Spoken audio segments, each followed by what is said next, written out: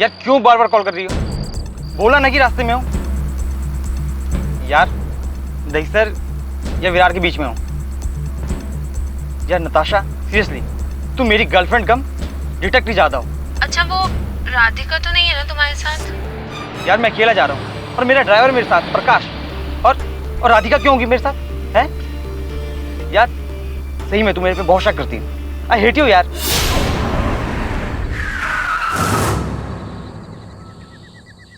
क्या हो प्रकाश? रितेश बाबू, सामने रोड पर कोई पड़ा है, लगता है कि एक्सीडेंट हुआ है। आप बैठिए, मैं देखता हूं।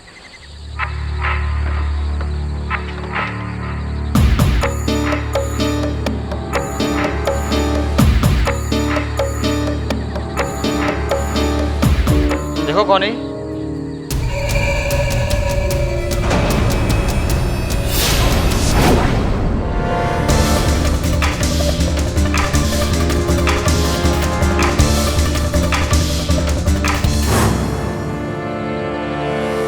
कौन है तुम लोग? चुप रह साले, छह डाल दूंगा। रितेश बाबू इधर ही ठोक दूंगा तेरे को, चुप कर। ये फोन ले, इस हीरो के बाप को फोन कर, बोल देना 2 घंटे में फोन आएगा।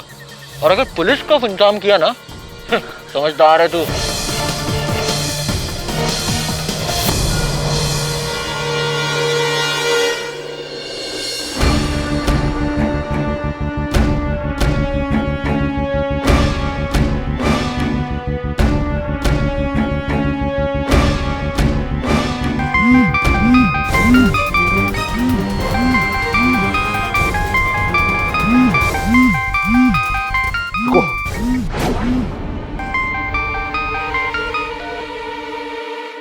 हेलो हेलो हेलो करना बंद कर। जो बोल रहा हूँ ना वो चुपचाप सुन ले। कल शाम तक अगर हमको 25 लाख नहीं पहुंचे ना तो अपने बेटे की लाश लेके जाना किसी गटर से। मेरी बात सुनो, तुम दिल्ली तक पहुंचा मेरे बेटे को हाथ भी लगाया ना तो मैं। और नाटक करना बंद कर, अभी तक जिंदा है वो। लिसन, मैं तुम्हें लास्ट वार्निंग दे रहा हूं। कब, कहाँ, कैसे, कल सुबह बता दूंगा। और हाँ, अगर पुलिस को कुछ भी पता चला ना, अपने बेटे का जिम्मेदार तू खुद होगा। फूटी कौड़ी नहीं दूंगा मैं तुम्हें। और अगर मेरे बेटे को कुछ हो गया ना तो मैं तुम्हें। हेलो, कैसे है मेरा बेटा? कहाँ है वो बताइए ना, कहाँ है मेरा बेटा?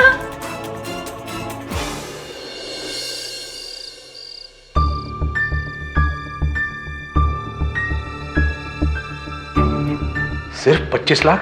Are you sure? मैं तो कहती हूँ दे दो उन्हें 25 लाख। चाहते तो मुझसे करोड़ों में मांग सकते थे। मुझे तो लगता है ये कोई नए सीखे हुए अनाड़ी से चोर है। कमिश्नर को फोन करके अभी ठिकाने लगा। क्या कर रहे हैं आप? पुलिस को फोन मत कीजिए, उन्हें पता लग गया ना तो रितेश को मार डालेंगे। हाँ सर, हाँ मैम बिल्कुल सही कह रही हैं, पुलिस को फोन मत करिए। Just shut up. मैंने जिंदगी में आज तक किसी के आगे घुटने नहीं टेके। 2 टके के आदमियों की इतनी हिम्मत। मुंजाल, मेरी बात सुनो। पुलिस को बिना बताए रितेश और किडनैपर तक पहुंचने का एक तरीका है। क्या? तुमने प्रोफेसर कैलाश ब्रह्मभट्ट का तो नाम सुना है ना? He is a psychic detective, आत्मिक जासूस। उसने अपनी वैज्ञानिक शक्तियों से काफी गुमनाम लोगों को ढूंढ निकाला है। घर में रितेश का पुराना सामान तो होगा ही, जैसे कि जीन्स, जैकेट या शूज। वो लेकर हमें उनसे मिलना होगा।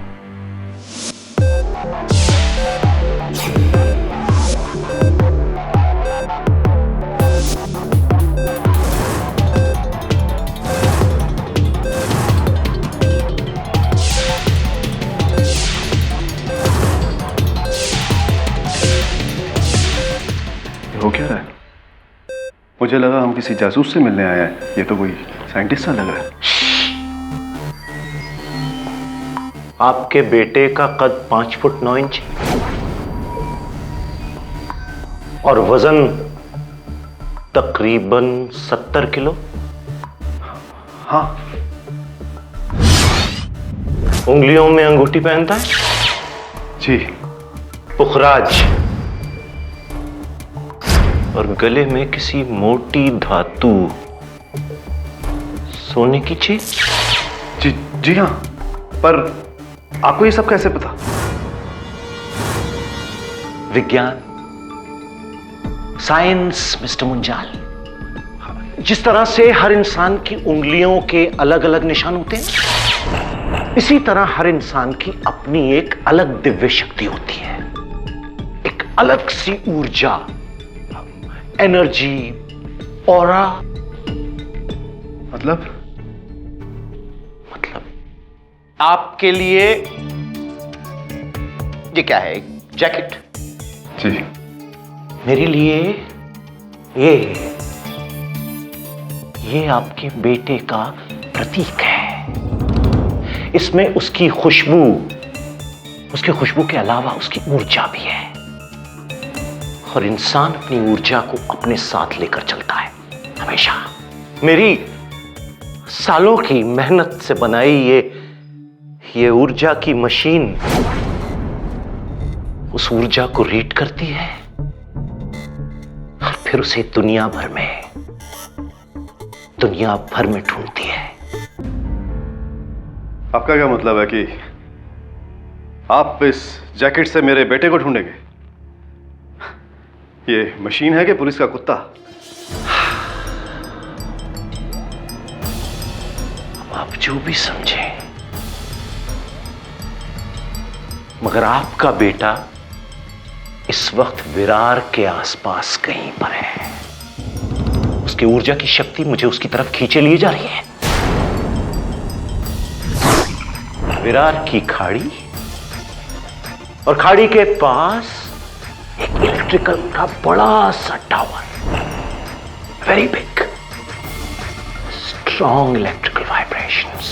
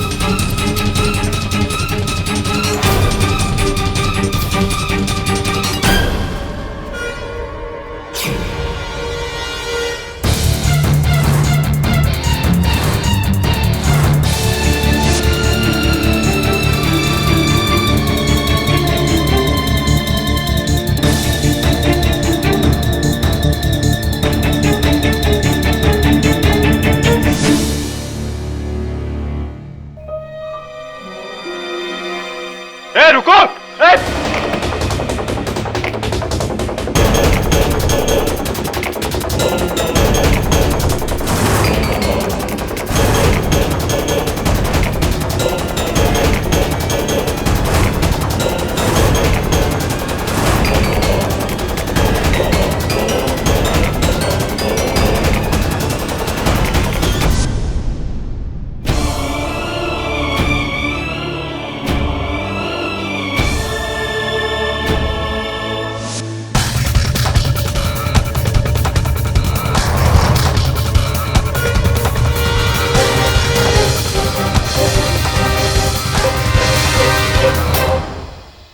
ये आपके बेटे किडनैपर।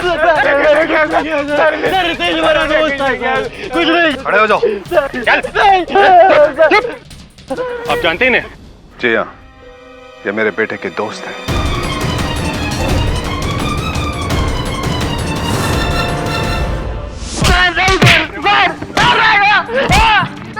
सर नहीं मारा।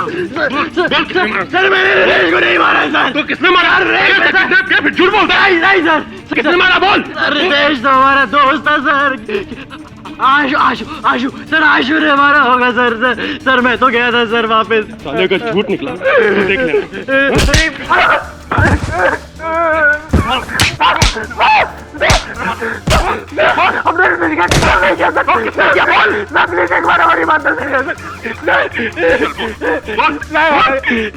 ये पूरा मिनट रितेश का था सर। हेलो, हाँ बोल रहा हूँ। ओके। अबे कौन था? यार राघव अन्ना का फोन आया था। कहता है कि अगर संडे तक पैसा नहीं मिला तो उठा लेगा। यार मेरी तो बैंड बज गई है यार, कहाँ से लाऊं मैं 20 लाख? तेरे बाप के पास इतना सारा पैसा है, कब खर्च करेगा वो कंजूस देगा। अगर उसे पता भी चला ना कि किसी भाई से मैंने पैसा लिया तो वो खुद फोन करके कहेगा कि उठा ले मेरे बेटे को। भाई इतना पैसा 20 लाख रुपया कहाँ से लेके आएगा तू? यार एक तरीका है, इससे पहले कि राघव वरना मुझे किडनैप करे तुम लोग कर लो। क्या क्या पागल हो गया क्या? कोल्ड ड्रिंक चढ़ गई है तुझे? यार 20 लाख अन्ना को दूंगा और 5 लाख अपने। अगर पकड़े गए ना कुछ नहीं होगा यार, सैटरडे को मैं गुजरात जा रहा हूँ, डैड का कोई बिजनेस काम है, बस तुम लोग रास्ते मुझे उठा लेना। देख यार एक चांस है बस। रितेश साले उसके मरने के बाद सारा बिल उसमें पड़ रहा है। एक अमीर लड़के को फंसाकर और जब पुलिस को आता देखा तो घबरा के उसे मार दिया। सालों के लिए जेल में सड़ा दूंगा, समझा?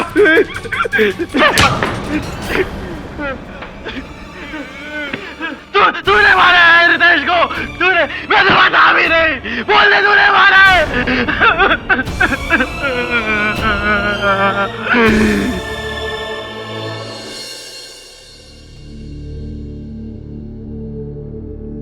केडी साहब अब तक नहीं आए? पता नहीं केडी से कहाँ रह गए। नो प्रॉब्लम, मैं बाद में आ जाता हूँ। Alright, sure. Wow, the man himself, Mr. K.D. Pathak. Myself, Professor Kailash Brahmabhat. Professor साहब आइए आइए बैठिए, कहिए क्या कर सकता हूं मैं आपके लिए? But let me say, Mr. Pathak, कि आपके अंदर एक अनोखी किस्म की ऊर्जा है, बहुत ही शक्तिशाली, वेरी पॉजिटिव ऊर्जा। हाँ, ऊर्जा की शक्ति ऐसी होती है। और मैंने प्रोफेसर कैलाश ब्रह्मभट्ट ने अपने सालों की स्टडी के बाद इस ऊर्जा की शक्ति को नापने और जांचने का पूरा अध्ययन किया है। साइकिक डिटेक्टिव्स के बारे में तो पढ़ा होगा आपने। हाँ पढ़ा भी है और कुछ टीवी शोज भी देखे थे इस पर। विदेश के मैं नहीं जानता था कि भारत में भी इस कला का प्रयोग किया जाता है। इस बात का मेरे साथ क्या लेना देना है? 4 दिन पहले मुंबई के एक बहुत बड़े डायमंड ट्रेडर मुंजाल के बेटे रितेश को अगवा किया गया। हाँ पढ़ा था। और उसके बाद पुलिस को उसकी लाश मिली। लेकिन जिन दोनों लड़कों को पुलिस ने अरेस्ट किया है वो बेगुनाह है।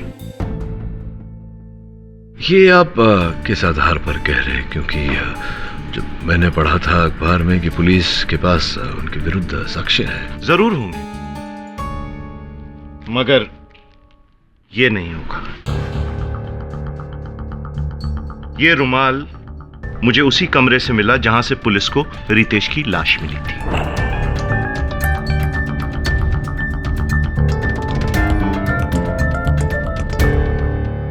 और ये ना तो रितेश का है और ना ही उन दोनों लड़कों का जिनको गिरफ्तार किया गया है। ये बात आप कैसे जानते हैं? क्योंकि इसके अंदर की जो ऊर्जा है वो उन तीनों की नहीं है, बल्कि किसी चौथे इंसान की है। एक ऐसे इंसान की जिसने रितेश मुंजाल को मारा है। क्योंकि इसमें एक बड़े नेगेटिव किस्म की ऊर्जा है, जो नॉर्मली खूनियों की होती है। कुल मिला के आप ये कह रहे हैं कि वो जो 2 लड़के पकड़े गए हैं हत्या के आरोप में वो निर्दोष हैं। आप चाहते हैं कि मैं उनके पक्ष में ये केस लड़ूं और इस कार्य में सहायता करने के लिए आप मुझे ये रुमाल दे रहे हैं। जी हाँ, ठोस सबूत है। बट अगर आपको चाहिए तो अपनी कला के आधार पर मैं आपको इससे भी अगला ठोस सबूत दूंगा। मुझे थोड़ा समय दीजिए। But I want you to take this case. ठीक है professor Brahmbhatt, I'll see what I can do. Thank you so much. Sir मैं आपको बताता हूँ उस रात क्या हुआ था, उसके बाद आप भी समझिए कि हमने खून किया है या नहीं।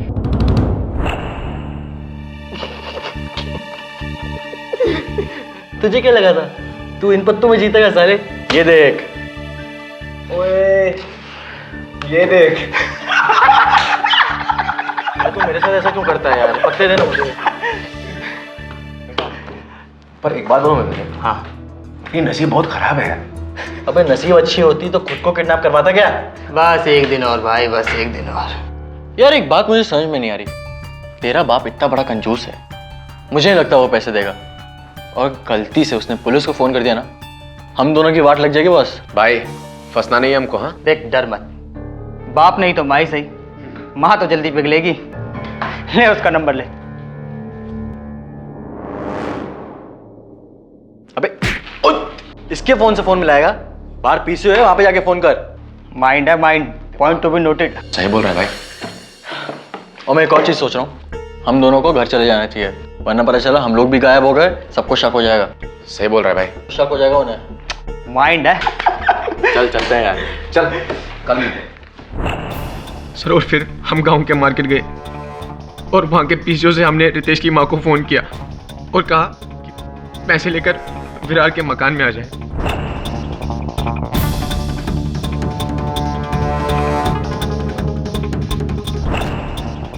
सर हम अपने अपने घर चले गए। 2 घंटे के बाद जब हम खाना लेके वापस विरार के मकान में आए,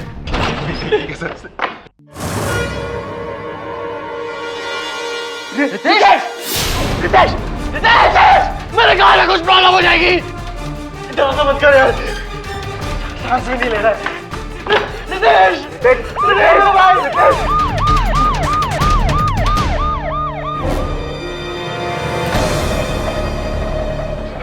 पुलिस?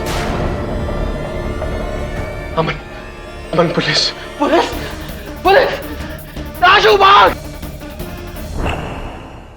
सर हम तो वहां से भाग रहे थे, पुलिस वालों ने हमें देख लिया और यहाँ ले आए। सर प्लीज हमारा केस लीजिए, प्लीज सर। सर हमें बचा लीजिए सर, प्लीज। रितेश हमारा दोस्त था सर, हम उसके साथ ऐसा क्यों करेंगे?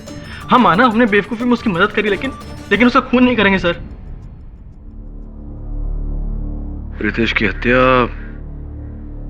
लोहे के सलाख से हुई है। I'll see what I can do. यही है वो लोहे की सलाख जिस पर यहाँ बीच में उन दोनों लड़कों की उंगलियों के निशान हैं। बीच में इसके छोर पर है? नहीं, लेकिन छोर पर काली मिट्टी लगी हुई है, केस तो नहीं बनता।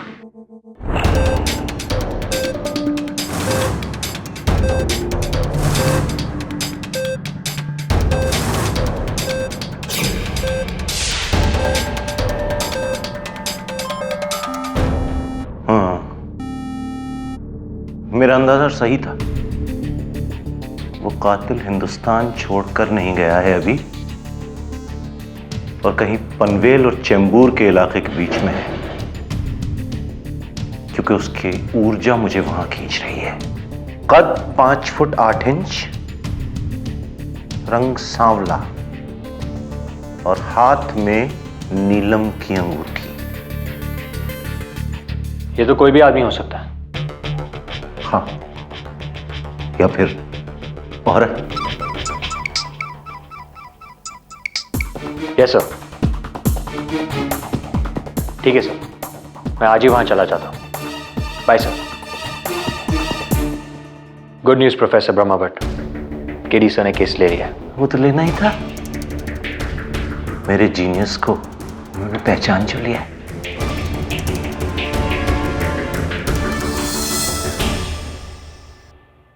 यार गणेश, कोई दूसरी जगह ड्राइवर की नौकरी हो तो बताना, मैं ये वाली छोड़ना चाहता हूँ। क्यों, क्या हो गया? यार तू ढूंढना मेरे लिए।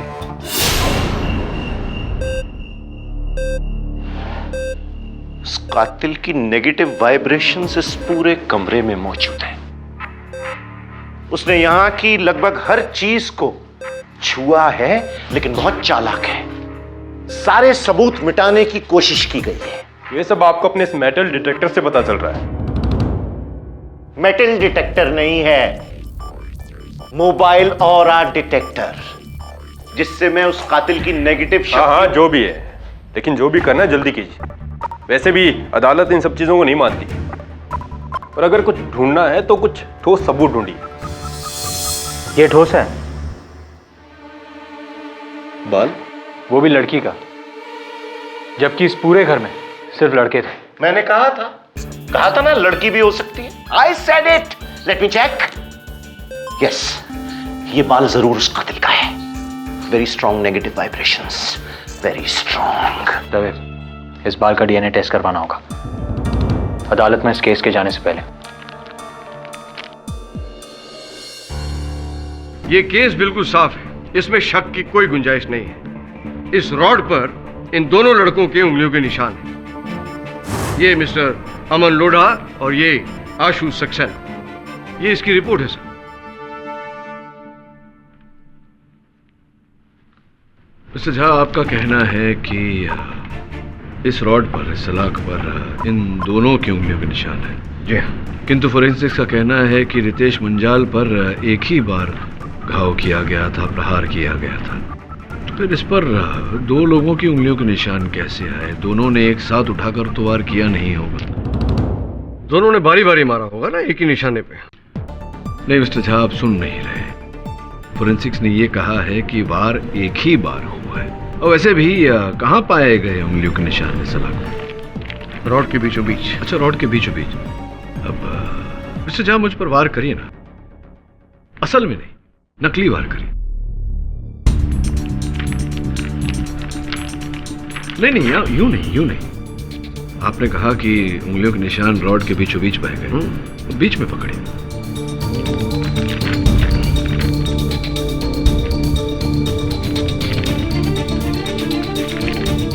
क्या वार नहीं कर पा रहे हैं? नहीं, वो फोर्स नहीं मिल रहा है ना। फोर्स नहीं मिल रहा? हाँ, यही तो मैं भी कह रहा हूं मिस्टर झा कि इन दोनों की उंगलियों के निशान इस रॉड पर बीचों बीच है, जिसका अर्थ ये होता है कि इन्होंने ये रॉड रितेश को मारने के लिए नहीं उठाया था।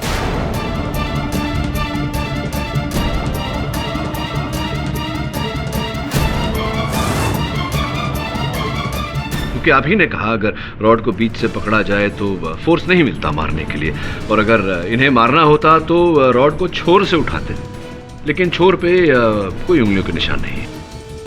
लोहे के दूसरे सिरे पर उंगलियों के निशान थे? नहीं, उंगलियों के निशान नहीं है योर ऑनर, लेकिन थे, पोंछ दिए गए योर ऑनर, इस रुमाल से, जो रुमाल प्रोफेसर ब्रह्मभट्ट को वहां से मिला।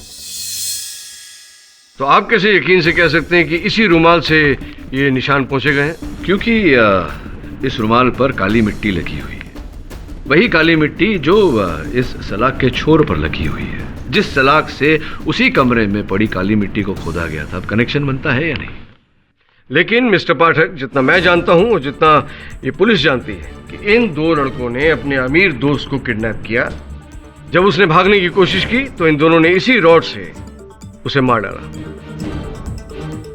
अब इसके अलावा आपके पास कोई तीसरा एंगल है तो आप बताइए, वरना केस खत्म। तीसरा एंगल तो नहीं है योर ऑनर, तीसरा व्यक्ति है मेरे पास, वही व्यक्ति जिसके सर का बाल वहां मौका वारदात पर पाया गया। ये बाल फोरेंसिक्स के अनुसार योर ऑनर रितेश की गर्लफ्रेंड नताशा का है, जिनको मैं कटघरे में बुलाने की अनुमति चाहता हूँ। सर, ये सच है कि मैं रितेश से उस दिन विरार क्रीक के उस घर में मिली थी, क्योंकि मैं बॉम्बे से ही उसका पीछा कर रही थी। ओह, तो आप भी इस किडनैपिंग के प्लान में शामिल थी? हैं? नो सर, उस किडनैपिंग का तो मुझे कुछ आइडिया भी नहीं था। मैं रितेश को फॉलो कर रही थी क्योंकि मुझे उस पर डाउट था कि का मेरे अलावा भी किसी और से अफेयर है। और फिर उस रात रितेश, कहाँ पहुंचे तुम? यार क्यों बार बार कॉल कर रही हो? दहिसर या विरार के बीच में हो। यार नताशा, सीरियसली तुम मेरी गर्लफ्रेंड कम डिटेक्टिव ज्यादा हो। ओके। अच्छा, वो राधिका तो नहीं है ना तुम्हारे साथ? यार मैं अकेला जा रहा हूँ और मेरा ड्राइवर मेरे साथ प्रकाश। सही में तुम मेरे पे बहुत शक करती हो। आई हेट यू यार।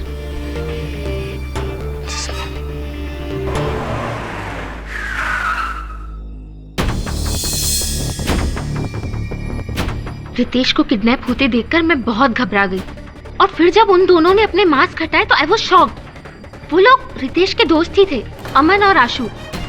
और फिर रितेश ने प्रकाश के कान में कुछ कहा। उसने गाड़ी से अपना सामान निकाला और उन दोनों के साथ अंदर चला गया। और फिर मैं भी उनके पीछे पीछे चली गई टू नो कि आखिर हो क्या रहा है। और फिर 5 मिनट बाद प्रकाश वहां से चला गया। उसके बाद मैं काफी देर तक अमन और आशु के जाने का वेट करती रही। कुछ देर बाद जब वो लोग चले गए और रितेश उस घर में अकेला था तो मैं उससे बात करने के लिए गई। ये कौन आ गया?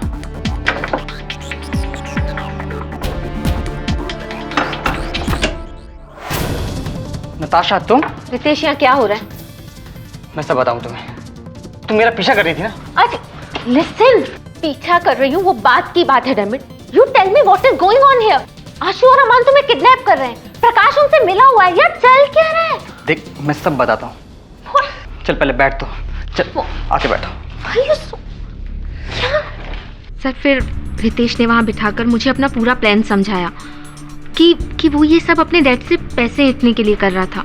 मैं खुश नहीं थी उसकी प्लानिंग से, पर मन में एक सुकून था कि किसी और लड़की का चक्कर नहीं था। बस सर फिर उसने मुझे कन्विंस किया और मना भी लिया कि मैं ये बात किसी को नहीं बताऊं। और फिर आई प्रॉमिस्ड हिम और मैं वहाँ से चली गई। चली गई? हाँ, मुंबई अपने घर। ये बात आपने पुलिस को नहीं बताई?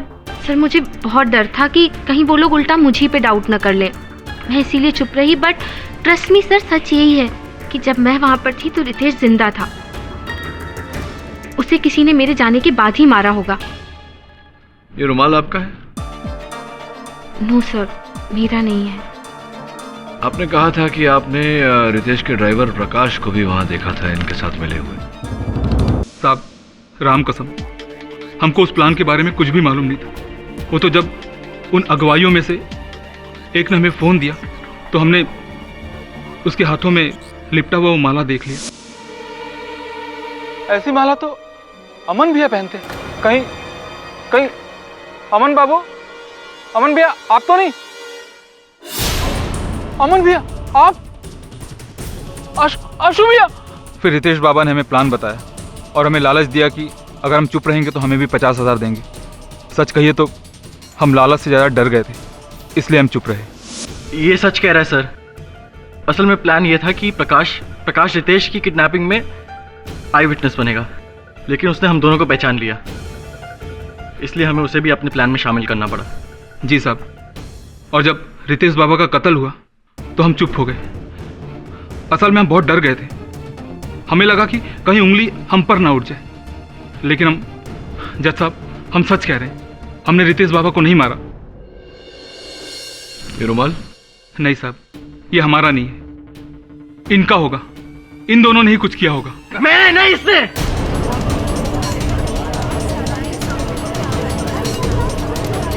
Order order. सर मैं तो फोन करने के बाद सीधे घर गया था, मुझे क्या पता ये कहाँ गया था। ओए चुप कर। इसके बाद मैं भी घर गया था, मुझे क्या पता तू कहाँ गया था। तू मुझे बता रहा है और तू मुझे। देख मैं तेरे को बता रहा हूँ। एक मिनट। अमन, पीसीओ से तुमने किसे फोन किया था? सर मैंने रितेश की माँ को फोन किया था। हेलो। देखिए आप समझदार हैं, अपने पति की तरह बेवकूफी मत करिए। 25 लाख रुपए मांगे, पहुंचा दीजिए, वरना आपका बेटा रितेश। नहीं नहीं प्लीज, मेरे बेटे के साथ कुछ मत करिएगा। मैं अभी इसी वक्त आपको पैसा पहुंचा दूंगी। आप बस बता दीजिए कि कहाँ पहुंचाना है। 2.5 घंटे में विरार क्रीक के पास एक इलेक्ट्रिक पोल है, वहीं पे। Virar creek electric tower? जी मैं पहुंचा दूंगी। आप बस मेरे बेटे को छोड़ दीजिएगा। हाँ, मुझे इसका फ़ोन आया था, फिर मैंने हमारे जो मैनेजर हैं दर्पण, उन्हें बुलाया।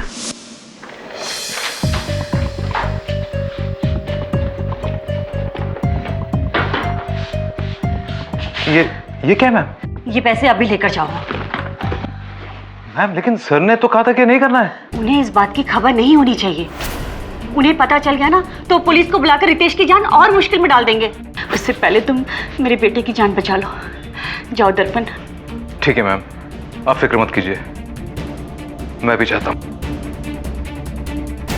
और फिर मैडम जी के कहने पर 25 लाख रुपए का बैग लेकर मैं विरार क्रीक पहुंचा।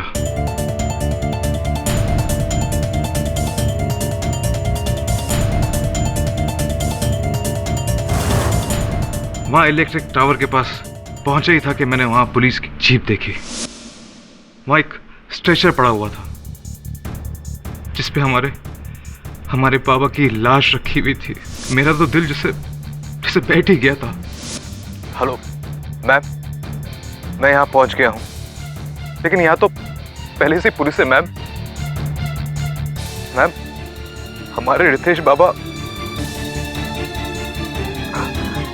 जी मैम, मैं वापस आ रहा हूं। Okay ma'am. उसके बाद मैं घर लौटा और पैसों का बैग मैंने मैडम जी को दे दिया।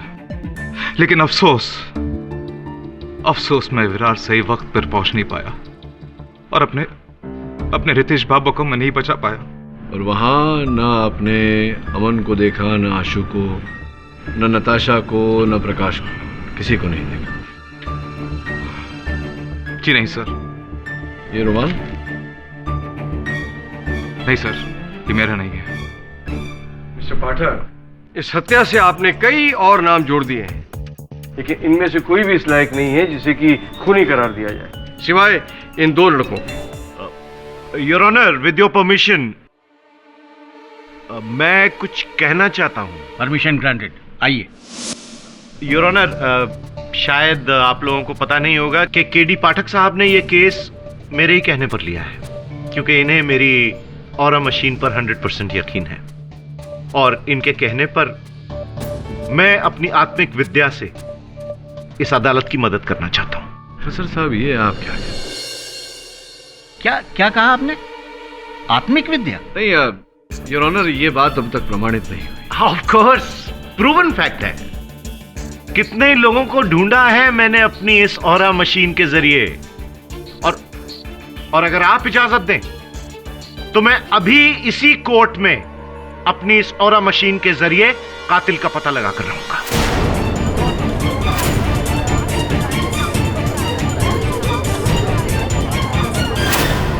प्रोफेसर साहब, क्या कर रहे हैं आप? Please, if you give me one chance. देखिए प्रोफेसर साहब, ये कोई तरीका नहीं है। नहीं। क्यों? मिस्टर पाठक, आप भी तो इनके साथ हैं, इन्हीं की वजह से तो आपने केस लिया है। मैं भी देखना चाहूंगा कि ऐसा कौन सा इनके पास जादुई चिराग है जिससे केडी पाठक भी मुतासिर हो गए।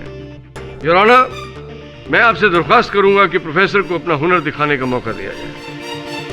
योर ऑनर, इस रुमाल में उस कातिल की बुरी ऊर्जा है और मेरी ये मशीन, ऑरा मशीन, इसके जरिए मुझे उस कातिल की नेगेटिव वाइब्रेशंस तक पहुंचाएगी, नेगेटिव ऊर्जा तक पहुंचाएगी। और मेरी मशीन बता रही है कि वो कातिल इस वक्त इसी कोर्ट में मौजूद है।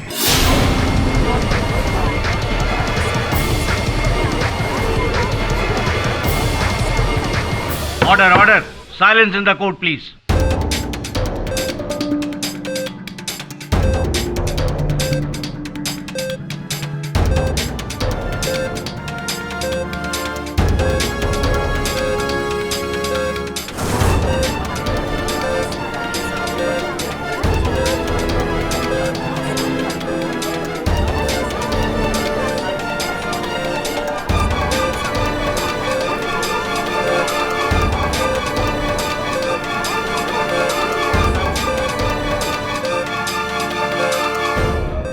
अरे ये क्या?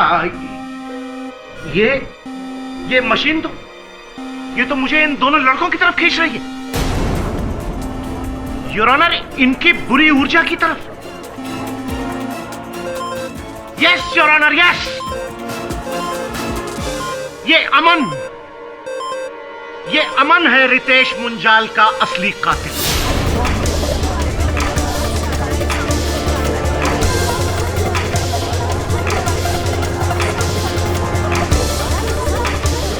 ऑर्डर।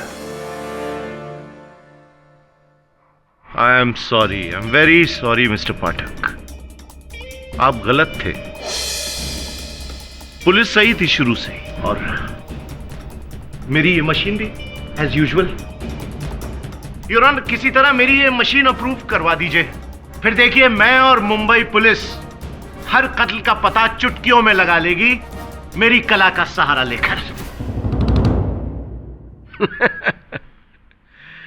क्यों मिस्टर पाठक, अब ये तो अपनी कला का प्रदर्शन करते रहेंगे, लेकिन आप कैसे साबित करेंगे कि इन दोनों ने रितेश का कत्ल नहीं किया है? से प्रोफेसर ब्रह्मभट्ट एक नंबर का दल बदलू निकला, हमारे पास केस लेकर आया और अब हमारे खिलाफ ही बोल रहा है, सिर्फ अपना उल्लू सीधा करने के लिए। वरुण, प्रोफेसर ब्रह्मभट्ट के बोलने या न बोलने से कुछ नहीं होता। इस केस का निर्णय साक्ष्य के आधार पर होगा, उनकी वो ऊर्जा यंत्र के आधार पर नहीं। अजीब केस है सर। 3 लड़के मिलकर एक झूठी किडनैपिंग का प्लान बनाते, एक की मौत हो जाती है और इल्जाम बाकी 2 पर, और शक गर्लफ्रेंड, मैनेजर, पार्टनर और ड्राइवर पे। कौन हो सकता है सर? आपको क्या लगता है?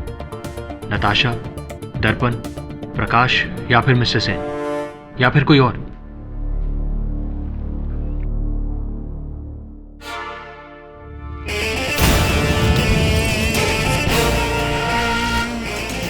हमें किसी ऊर्जा यंत्र की आवश्यकता नहीं। सर मैं समझा नहीं। पानी के इस निशान से मुझे निशानी मिल गई है। तू जा मिसेस मुंजाल के पास, ये हमारा अंतिम अवसर होगा।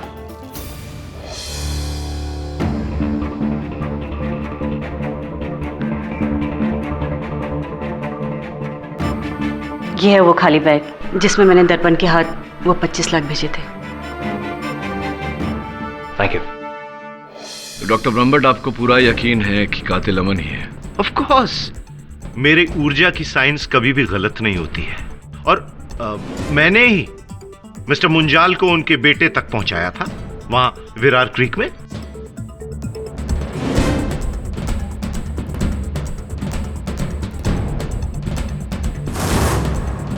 देखिए प्रोफेसर, हालांकि आपका इस केस से कोई लेना देना तो है नहीं, फिर भी आप मेरे काम में टांग अड़ा रहे हैं, इसलिए बता रहा हूं। अमन ने मिसेस मुंजाल को फोन किया था और कहा था कि रात 10:20 पर वो बैग लेके, पैसों भरा बैग लेकर के विरार पहुंच जाए इलेक्ट्रिक टावर पर। तो और ठीक 10 मिनट बाद मिस्टर मुंजाल और उनके business partner mister Shamik Sen professor Brahmbhatt के पास गए। क्यों मिस्टर सेन?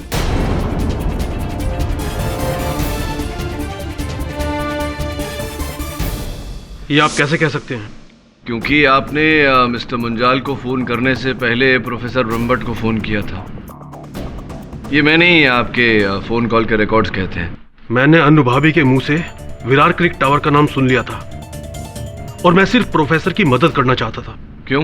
क्योंकि प्रोफेसर ब्रह्मभट्ट मेरा बचपन का दोस्त है, और मैं उसकी बिजनेस में हेल्प करना चाहता था एज ए फ्रेंड, इसके अलावा और कुछ नहीं। मतलब प्रोफेसर ब्रह्मभट्ट की ये आत्मिक कला, दिव्य शक्ति, वो यंत्र, ये सब नकली है।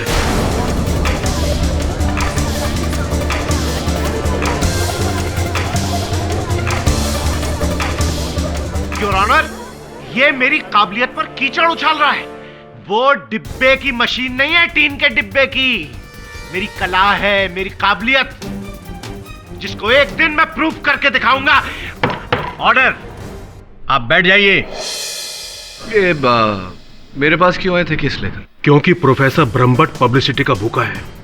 वो जानता था कि ये केस आपके पास आएगा तो आपके कंधे पर रखकर उसको फ्री की पब्लिसिटी मिल जाएगी। केस सोल्व आप करेंगे और वो लोगों को बताएगा कि उसने ये केस सोल्व किया है, जबकि उसका असली मकसद सिर्फ यही था, किसी भी तरह अपनी नकली टीन के डिब्बे को कानूनी मान्यता दिलवाना, इसके अलावा और कुछ नहीं। आप अपने इस आत्मिक कला को प्रमाणित कीजिए। मैं अदालत में यह प्रमाणित कर देता हूं कि असल हत्यारा कौन है। योर ऑनर, मैं मिस्टर मुंजाल के मैनेजर दर्पण जी को कटघरे में बुलाने की अनुमति चाहता हूं। इजाजत।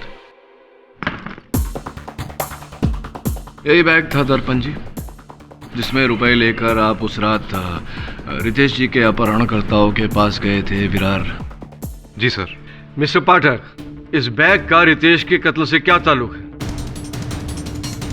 लेना देना ये है कि आपने कहा था कि आप वहां पहुंचते ही बैग लेकर लौट गए थे। आप कमरे के अंदर गए नहीं थे, ऐसा आपने पुलिस को कहा। अदालत में भी यही बात कही। जी, मैं वहीं से लौटा। आपको पता है कि वहां जिस कक्ष में रितेश जी को बंद करके रखा गया था, जहां उन्हें मारा गया, वहां अंदर काम चल रहा था, जिसके कारण काली मिट्टी वहां पड़ी हुई थी। वही काली मिट्टी जो इस सलिए के छोर पे लगी थी, और वही काली मिट्टी यहाँ देखिए इस बैग के नीचे लगी है।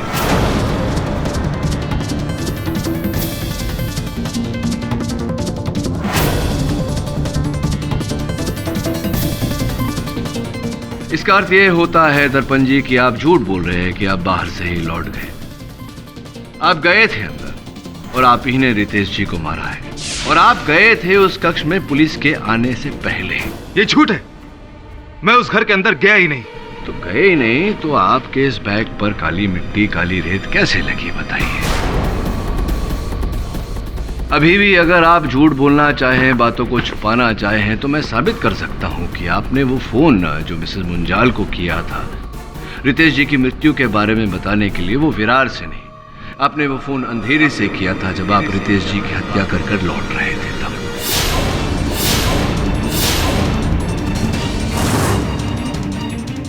अभी भी झूठ बोलना चाहेंगे या सत्य बताएंगे?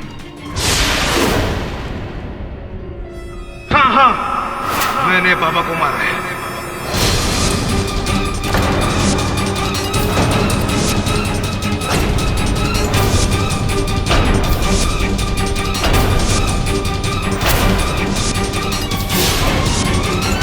लेकिन मैंने जानबूझकर उसे नहीं मारा। वो तो सिर्फ एक हादसा था।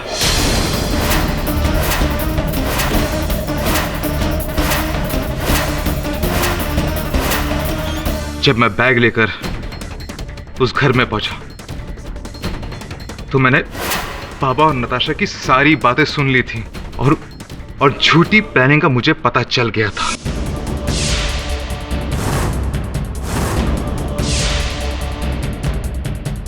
मैंने अंदर जाने के बाद बाबा को बहुत डांटा कि जो वो कर रहा था ठीक नहीं कर रहा था। अपने माँ बाप को धोखा दे रहा था। लेकिन उसने मुझे रिश्वत देने की कोशिश की। मैंने मना कर दिया।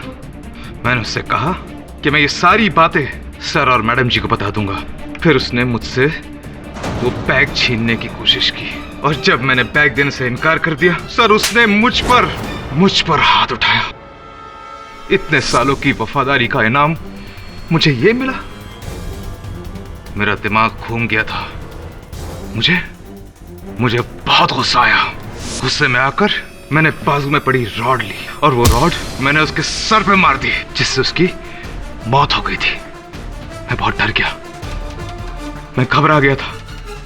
फिर मैंने अपने रुमाल से उस रॉड पे फिंगरप्रिंट्स के निशान पूछे, इससे पहले कि किसी को पता चले कि मैंने उसे मारा है। मैं मुंबई भाग आया। सर, मैडम, मैंने जानबूझकर बाबा को नहीं मारा। पराया होकर भी मैं आपका वफादार था। लेकिन बाबा आपके होकर भी पराए थे। हो सके तो मुझे माफ कर देना। The defense rests, Your Honor. ये अदालत दर्पण कुमार को रितेश मुंजाल के कत्ल के जुर्म में दोषी पाते हुए फौरन गिरफ्तार करने का हुक्म देती है, और आशु सक्सेना और अमन गिल लोधा को इस केस से बाइज्जत बरी करती। The case is closed.